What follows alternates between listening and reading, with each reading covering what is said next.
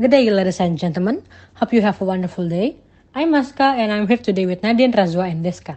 And together, we'll be telling you about racism. Before we start, did you know that the police stop blacks and Latinos at rates that are much more higher than whites? In New York City, where people of color make up about half of the population, 80% of the NYPD stops were of blacks and Latinos. When whites were stopped, only 8% were frisked. When blacks and Latinos are stopped, 85% were frisked according to information provided by the NYPD. In a California study, the SCLU found blacks are 3 times more likely to be stopped than whites. Gladly, here in Indonesia, people didn't get that trait. But here, people who have experienced racism usually get harsh words, cyberbullying, and discrimination. Although, in some cases, there are also people who are beaten to death. Did you know that people in Papua get called monkey? Did you know that the people who get Chinese descent usually being called stingy Chinese? Maybe, for some people it's just a joke, but no, it isn't. And this leads us to the topic that we are gonna talk about, racism. Racism is the concept of individuals or group possessing different behavioral traits corresponding to inherited attributes, and can be divided based on the superiority of one context over another. Racism does not only happen in Indonesia, but it happens globally. Here, in Indonesia, there is a lot of topic that could become sensitive towards other. Some of the issues usually lead us to religion, race, skin color, and economic status. Those are the types of racism that usually happens. Especially Indonesia has lots of diversity amongst us. These are some types of racism in Indonesia on a daily basis. First is by their race, second, by their religion, and third, by their economic status. Many obstacles showed up for equal access to the justice system for racial and religious minorities. Let's say Papuans and ethnic Chinese as exemplary cases. So, who are exactly the most vulnerable groups in Indonesian society, and why does racism against them persist? Things like this happen because of the uneducated and unaware people in Indonesia. They still treat racism as a trait.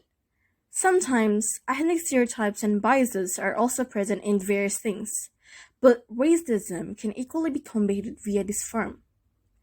The uneducated Indonesians usually indicate racism as jokes, behaving insensitively toward others, also straightforward in selling the context that matters.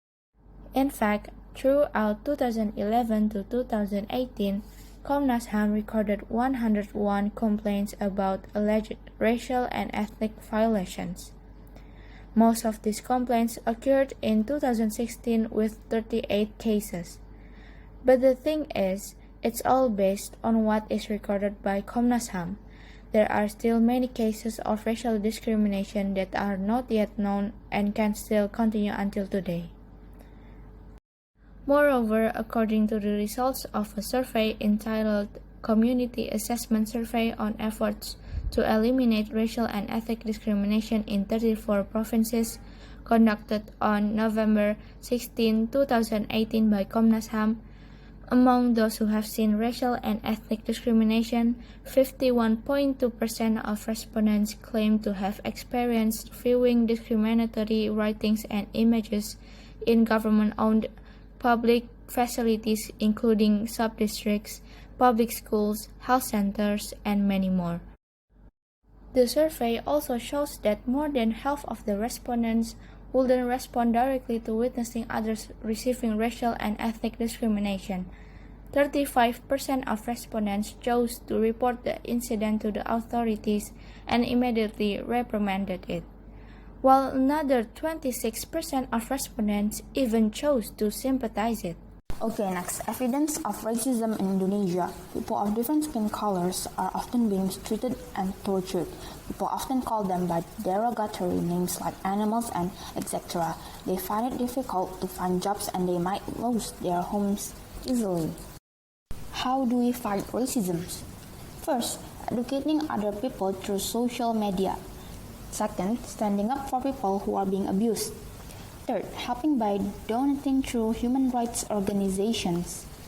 It seems that we have reached the end of this presentation, and we hope our presentation about racism in Indonesia can be useful for you.